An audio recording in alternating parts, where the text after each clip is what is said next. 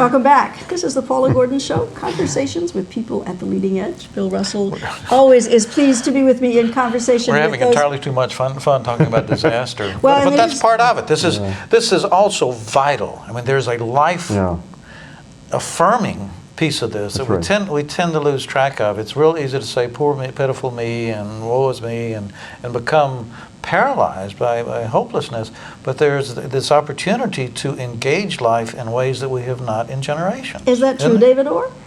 Oh, I think absolutely true. And Bill, and your point about humor, a friend of mine, Wes Jackson, the great soil scientist, agronomist, and plant geneticist, said once that if you can't laugh at some of this, you're just not taking it seriously enough. I like that. Thank you very much, Mr. Dr. Jackson. I think he was onto something, and I couldn't, as serious as things are, and they are serious, I think we have to acquire a sense of humor, which is to be able to step out of ourselves and see the human experiment and this human story, what Tom Berry calls the universe story, from 35,000 feet. And be able to see ourselves in perspective. And I think that part of the problem with economics, which we were speaking just a moment ago, part of the problem with economics, there are lots of problems with the way we count for things, is that it requires us to take our condition too seriously, and we measure that, and we get very nervous about any slight fluctuation in the Dow Jones. But there's no fluctuation when species go extinct. We don't pay any attention to that. And of course, there's no prosperous economy that can be built on a planet with ruins, period. And so it's an issue of getting the cart and the horse in the right relationship. And once we've decided the right thing to do relative to climate change or whatever it might be, then the question can become economic. What's the smartest possible way to do the right thing? So I tend to see these things first as issues of ethics, but all the while to get the cart and the horse in the right relationship, I think requires probably first kind of a sense of humor. I have on my desk, both here and at home, my patron saint, a little wooden statue of Don Quixote. Which, I laugh because I have a statue of Don Quixote in my office. I keep it there, and I look at that every now and then. It reminds me, it's probably the greatest novel ever written, but I think we need that sense of humor. And I think that's part of the reason why the Jon Stewart Show, The Daily Show, is so powerful, because people want to look at this and, what do? You just cry, or you go into a deep denial. But I think we need to. It's also powerful, I think. I mean, the humor is unquestionably a very important part of it, and in many ways cathartic. Mm-hmm. But it's one of the few places you can get a true rendering of what's actually going on in the world, which is very important. And it's one of the very few places that actually goes back and looks at the record. We tend to live our lives now. It's like skiing downhill, looking at your feet. That's a prescription for disaster. That's good. And we simply have no sense of the past. And one of the things the Daily Show has done is to go back into the archive and pull it out. You said this. That's right. Which is a direct contradiction of what you're saying today. And it happens over and over and over again. It goes to the issues of credibility. And it seems part of the challenge is identifying in some sort of cultural way, at least for individually, and maybe more broadly than that, culturally, who's reliable? Who do you trust? Who do you look to? If this was a baseball team, when your reliability got below 150, you ought to be taken out of the lineup. Right. And yet you see people on the op-ed pages of some of the newspapers, and still as commentators on CNN and major TV stations, who were wrong on virtually every issue, every major issue, including the Iraq War and so forth, and yet they're still there. Some of them have drug problems, some have addiction problems of one sort or another, and yet they're still there. Well, I think they all have addiction problems, and it's part of the cult of celebrity that we have created, and it goes, again, more broadly to the kinds of things you're talking about. To make the kinds of changes you're talking about, we really have to recalibrate and maybe reinvent and perhaps reimagine who and what we are as individuals and also as humans.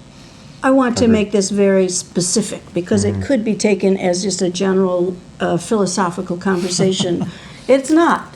You say that what I have to do, and toward which I have been working, is that currently, if I get my numbers right, you'll fix it if I don't, the average American uses something like 2,000 units let's say units of energy a month, and that we need to be at 200. or something that is that kind of a major change in our behavior? Well, we have replaced our HVAC, which dramatically dropped the use of energy. We have a different dishwasher, and I use a dishwasher. Now, I don't use the dry cycle, and I live in a place in Atlanta, you got to be more careful about the water, and then, of course, remember that water is needed to generate electricity. You got to think about all of those pieces, and there are things that I can do that I may not be specifically saving the world, but I feel I'm making my little contribution because I live in the developed world, and if I will do it, maybe somebody else will do it. You're talking about individual things as well as systemic things, aren't you? Oh, sure. And I think those things are incredibly important, but there's a limit to how far that would go. And here in Oberlin, for example, part of what we're doing here to transform the town is to work through all the public policy requirements and economic changes to make it easy for people to do that, including quick feedback on behavior. So you can see your energy bill with something like a dashboard technology. My colleague here, John Peterson's been exploring that, and it's incredibly good stuff. Tie that with a smart grid, and then tie that with changes in utility policy that tell everybody your energy bill is going to go up. We'll help you keep it down by improving your efficiency, but it's going to go up. And if you don't improve your efficiency, you're going to pay a lot more. With changing the yellow pages, we need companies here competing for our business and providing energy services. So an energy service company that comes in and diagnoses a problem, installs equipment, and then pays for it back out of your savings. And it's an old principle. It works in California and other places, but we need to put the infrastructure for efficiency and for sustainability. And that, by and large, doesn't exist. And there are a couple of real simple things to do. I mean, in terms of public policy, we need people who understand these things. But what happens in Germany, feed-in tariffs.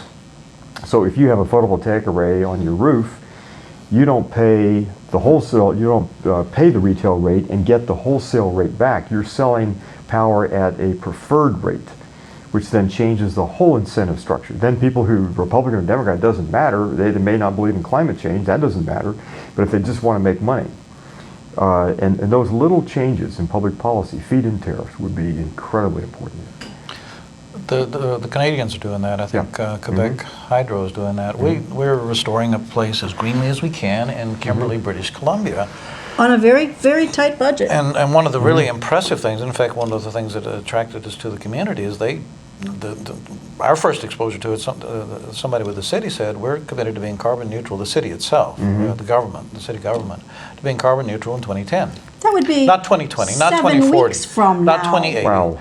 But they're going to make it? Yep. I think they will, and I'm not certain of this, but I think it is a provincial-wide mandate, and they are taxing carbon. I mean, they're doing that, but the remarkable thing is they are taking concrete steps. The local communities are doing what's necessary, and not everybody is, Canada's not full of tree huggers. They're full of people that cut down trees. This is an old mining town. It's heavily dependent on timber, but they understand they have gotten past denial. I sometimes think that rather than a revolution, we need revolition. That a lot of what is challenging all of us is a lack of will, a lack of the willingness to do what is necessary, and the kinds of things you're talking about. Yes, Paula's a good person because she uses 40% less electricity, but that's not enough. We got to go a lot further, and all of us have to do that. And I think we're still in that halfway measures. When we get really righteous about it, well, I'll turn off the light. And we can't simply turn the air conditioner do how up. we live right now better. We have to rethink how we live, right?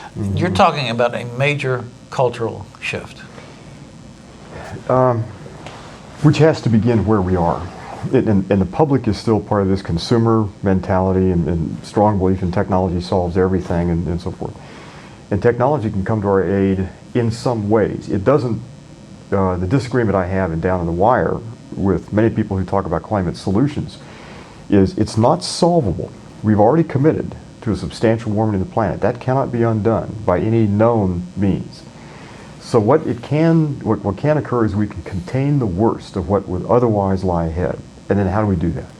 And that gets into all these kinds of changes. That gets into people Understanding that you've got to vote for green candidates not because it's a nice thing to do, it's an essential thing to do. And people who understand things like feed-in tariffs and like energy technology and smart grid, people who've taken the trouble to understand the issues and what can be done about it. And what can be done to avoid the worst of what lies ahead is really quite substantial. Can you power Oberlin by sunlight? Absolutely. Can you power... And this is in the northeast Ohio that's not known for its days of sunlight. It's a coal region. Can you go cold turkey on coal? Well, that means undoing about a century of thinking about energy and power. But the technology allows us to do that. And eventually we have to do it anyway. Are we smart enough to figure out how to use intermittent power sources like wind power and like solar and hydro and microturbines and biomass and so forth, and weave that together into a different grid that in this case is a smart grid. And so when intermittency or let's say power demand crosses some point, it shuts my refrigerator down for 20 minutes. And it shuts down supermarket chillers for 15 minutes. And so you flatten out these large swings, you get more of a level grid. So instead of this looking like somebody once described it as an electrocardiogram, it looks more like a ski slope. And that's simply the technology that now allows us to do a lot of things like that. And then distributed energy in the form of solar collectors and wind power is all available. But the first step is going to be efficiency. First step is helping people to simply take their energy budget like a wet dish rag and wring all the waste out of it. And that's probably half to 2/3 of our total electric bill. One of the real challenges, I think, for Americans at least, and it may be a Western challenge, we sort of believe that we perfected democracy, and that if you vote, you've pretty much done your duty. And that Not true. And that was never the case. You actually, it's not irrelevant. You make a point about the Magna Carta that I had simply never seen. I'm accustomed to thinking that we're still arguing about the Magna Carta, about whether the rich get to have special privileges or not, as the king sees it, the ruler sees it. But you also talk about a subchapter that I had simply not come across before, and it recalibrates my sense of Magna Carta. Tell us about that other chapter, the access to the forest. I think this has to do with Robin Hood, doesn't it? No, actually it predates Robin Hood by a few centuries. This is interesting because what the Magna Carta is all about the rights of nobles. And the nobles got together and forced the king to agree to certain concessions, and he had to or else. But the other part of the Magna Carta, which is not as well known, but is equally valid and in some ways more important, was the right of access, usufruct it would be called, to the forest commons. Say the word again? Usufruct, U-S-U-F-R-U-C-T. It's a great word, and we don't use it much anymore. Right, thanks for spelling it. It means access to a resource that you don't own. And so that means you keep it intact for those to follow. So there's certain rules about using it, or call it the commons. It's the capacity to use common properties. So the forest was held in common, and people had access to the forest as a source of fuel and food and plants and animals and so forth, as long as they didn't abuse it. And the forest charter, and you think of the commons now, our understanding of the commons includes your bailiwick airwaves, which is something we hold in common and in trust for those to follow. So one of the Does that big, include things like the air? It ought to include climate stability, air, oceans, animals, biodiversity. I mean, you think about the things that we hold in common. And of course, one of the battles through British history was this thing called enclosure, where people could come and fence off the commons and deprive people of access to it unless they paid for it. And so again, it goes back to this old economic problem of marketization of everything. And this is one of the changes I think we have to make both economically and politically, is to protect common property assets and create better fences around those, so to speak, so that they cannot be, the encroachment of the market is stopped at some point. Well, and we cannot be fearful that somebody's going to call us a socialist, which is sort of communist light anymore. When I was growing up, oh, you're a communist. No, No, actually, I believe that life on Earth is a good thing, and I'm willing to fight for that. Right, right. Well, I'm you know, willing to there- struggle for that. I You don't know- necessarily have to fight, because that takes us to one more place that we need to go before I get a sense that we need to move on. Fundamental to maybe 10,000 years of the human experience is the use of violence to solve problems, and that violence being legitimized by states and states with a small s. Among the things that you think that we need to change is our relationship toward how we solve problems and the brute force solutions to which, at least in the United States, we're so quick to default. Witness 9/11. How can that be part of confronting climate collapse? I think it has to be an essential part to it. In the United States, we spend about $1 trillion a year on either military weapons and defense budget or war fighting. And I can't see, and we maintain somewhere, I've seen different numbers, 750 to 850 military bases around the world. I don't think we have a snowball's chance in hell of getting anything like sustainability as long as we maintain a military presence of that size and scale. And that's before you start talking about And nuclear I'm not weapons. interested in making the military more efficient. I want to make a military smaller. And I think the issue, and you can begin to look at this, look at the pattern. Our military presence enrages lots of people. That creates more terrorist threats, and that creates more problems for us. It is hugely expensive. Imagine if we could cut the military budget in half. So you had $500 billion. That solves a lot of what can be solved. And imagine that being distributed to help alleviate poverty and hunger worldwide and housing shortages and rebuild infrastructure on our own land where the infrastructure is falling apart. And otherwise, there's not that money. And we've gone deeply into debt to maintain an empire that cannot be maintained. History shows no empire lasting long. And when they collapse, it's kind of like letting the air out of a balloon. You can't get it back in again. And the whole thing, the Roman Empire to the British Empire, once it's gone, it's gone. So I want to say one thing before we go away from that. The other, I mean, it's a large amount of money, and it is close to 50% of what is spent in the world, which suggests that either we're grossly inefficient or we're expecting to be fighting the entire world. There's really no alternative in that, and either one of those assumptions would argue forcefully for what you're suggesting. In addition, those monies go into non-productive assets. that's right. I mean, from a purely economic standpoint, which is what a lot of this discussion is about, those assets are not productive assets. That's right. Let's go away for just a moment talking about being down to the wire with David Orr. We'll be back in just a moment.